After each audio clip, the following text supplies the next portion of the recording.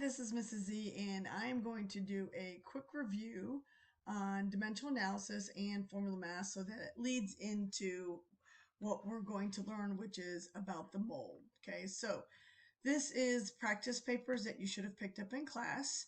This is just practicing more about formula mass and then dimensional analysis. So remember, for dimensional analysis, so you are given conversion factors. So for the particular practice sheet, these are the conversion factors that you're going to use. And whenever you need conversion factors of specific units that you need to convert, you will be given them. Okay, so there's nothing that you ever have to memorize.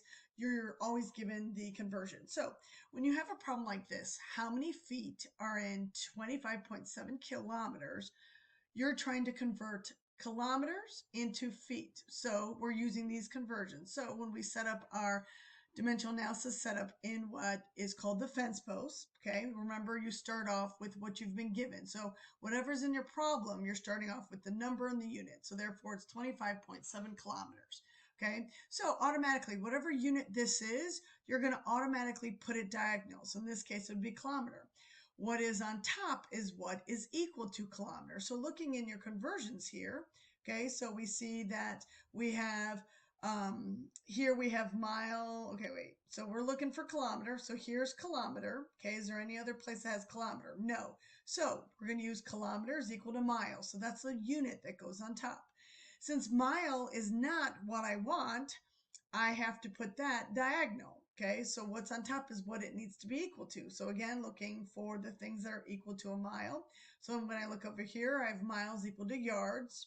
Okay, and then I look miles equal to kilometers, and then miles equal to feet. So because feet is what I want, that is the unit that goes on top. That is how your unit conversion setup goes.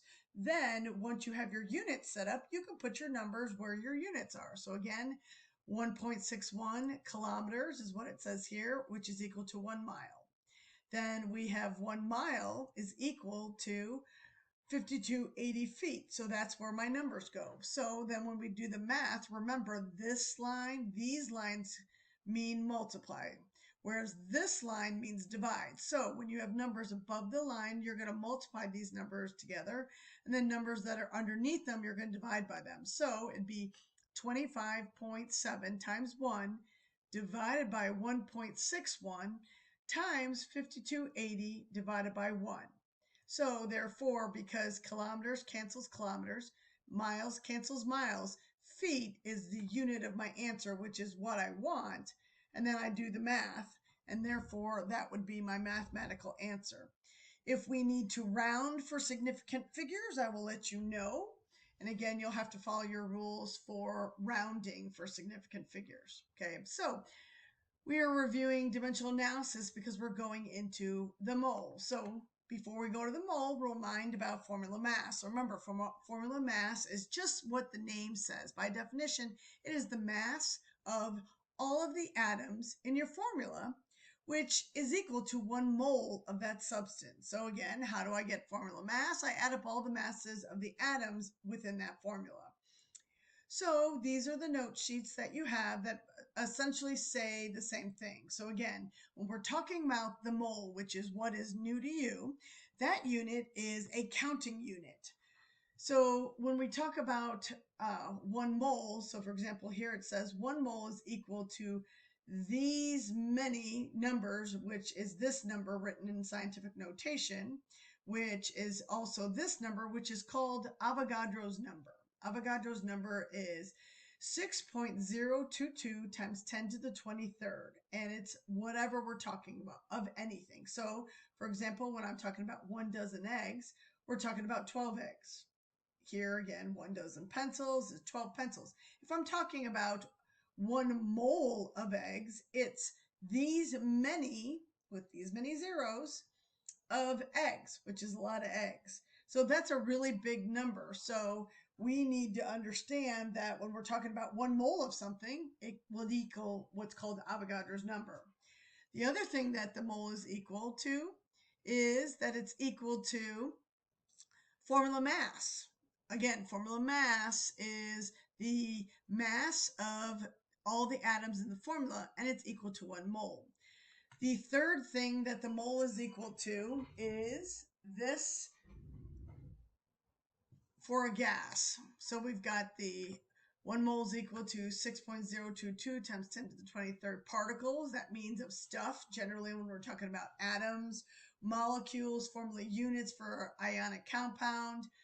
We're talking about Avogadro's number. If we're talking about mass, something that has grams, that would be 1 mole is equal to that many mass of grams, which is the reason why instead of formula mass, we also call it molar mass.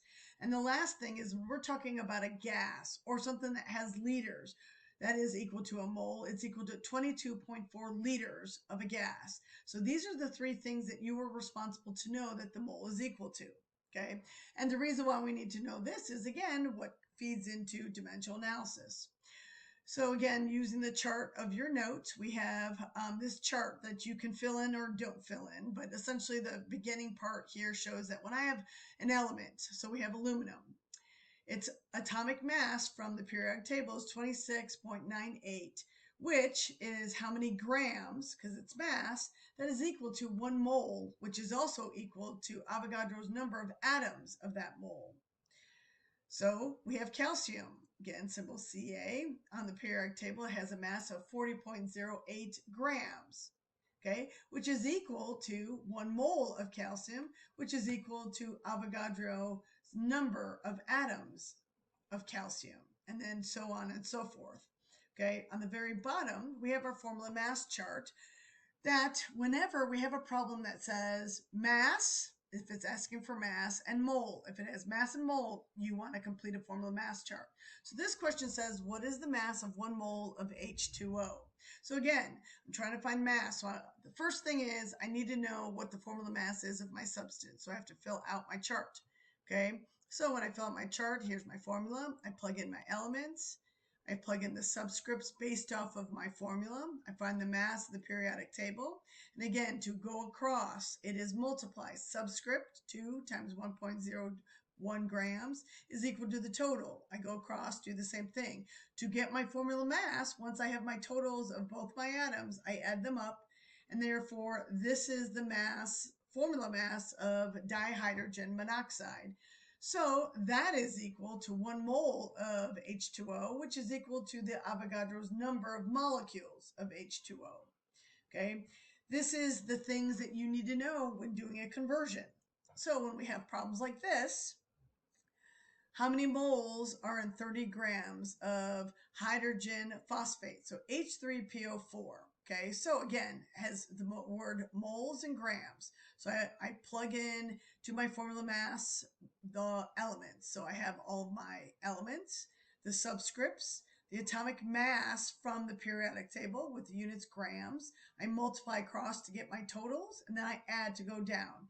When I add, again, it's grams because it's formula mass, and then my substance. And that is always equal to 1 mole of this substance. So when the question says, how many moles are in 30 grams? I set up my conversion chart. I start with what I've been given, which would be 30 grams of H3PO4.